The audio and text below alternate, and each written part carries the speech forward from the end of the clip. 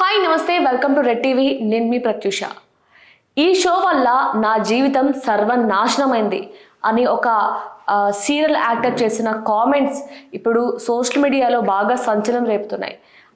అసలు ఏంటి ఈ వ్యాఖ్యలు, ఎవరు చేశారు, ఏ షో గురించి మాట్లాడుతున్నారో అనుకుంటున్నారా? చెప్తాను. బిగ్ బాస్ గురించి తెలియని వారు ఎవరు ఉండరు.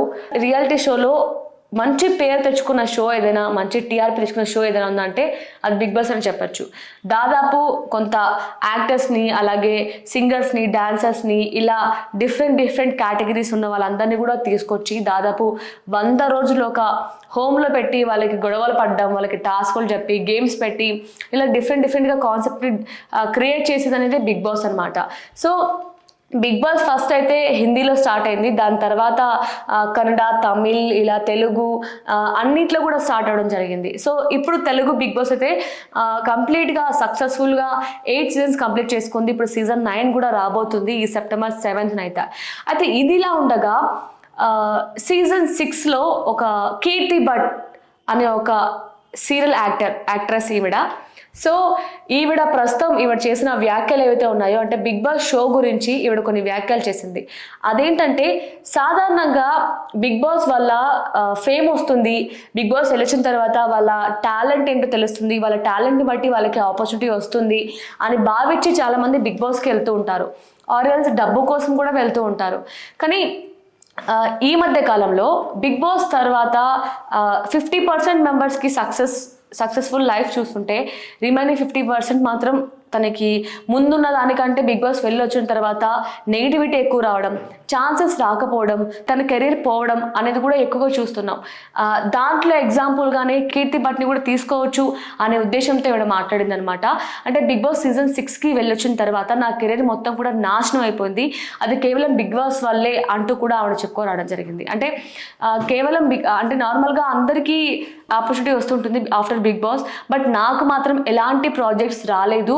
ఒకవేళ వచ్చినా కూడా అది కూడా గ్లామర్ బేస్డ్ ఉండాలి, వాళ్ళు చెప్పినట్లే మనం చేయాలి, వాళ్ళు చెప్పినట్లే మనం బట్టలు వేసుకోవాలి, అది కూడా పొట్టి బట్టలు వేసుకోవాలి అంటూ కూడా ఆవిడ దగ్గరికి వచ్చారంటూ ఆవిడ చెప్పుకోవడం జరిగింది. సో నాకు అలాంటి టైప్ ఆఫ్ కంటెంట్ నాకు వద్దు, నేను చేయను, నేను చాలా డీసెంట్గా ఉంటాను, సో నేను వాటిని రిజెక్ట్ చేశానంటూ కూడా ఆమె చెప్పుకోవడం జరిగింది.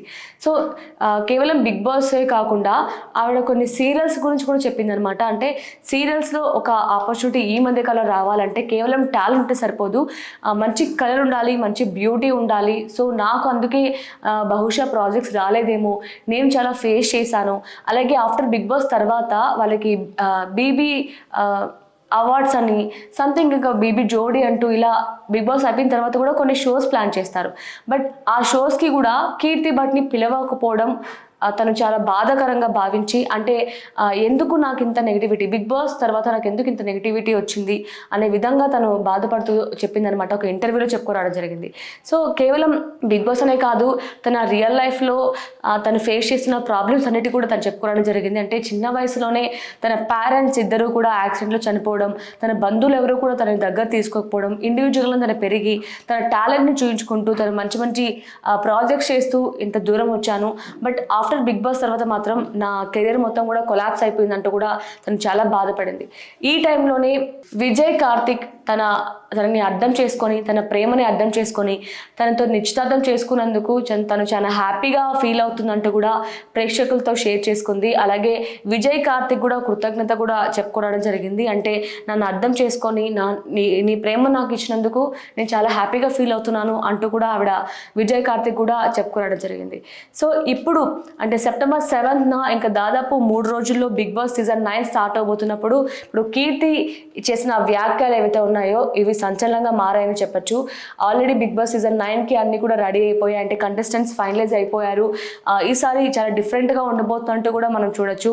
ఇటు నాగార్జున గారు, వెన్నెల కిషోర్ గారు చేసిన ఒక ప్రోమో సోషల్ మీడియాలో బాగా వైరల్ అవుతుంది. సో ఇప్పుడు బిగ్ బాస్ సీజన్ 9 గురించి చాలా అంచనాలు పెరిగి సేమ్ టైంలోనే ఇప్పుడు కీర్తి భట్ చేసిన వ్యాఖ్యలు ఏవైతే ఉన్నాయో చాలా చర్చనీయాంశంగా మారాయి, గమనార్హంగా మారాయి.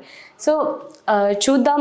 కేవలం కీర్తి గారికి మాత్రమే కాకుండా ఇంకా చాలామంది కూడా, కరాటే కళ్యాణికి కావచ్చు, ఇంకా కొంతమంది ఆఫ్టర్ బిగ్ బాస్ తర్వాత తన కెరీర్ మొత్తం కూడా ఎక్కడా కనిపించకుండా, అంటే స్క్రీన్ మీద కనిపించకుండా వెళ్ళిపోయారని కూడా చెప్పచ్చు. సో ఈసారి సీజన్ 9 ఎలా ఉండబోతుందో కూడా చూద్దాం. Thank you so much for watching.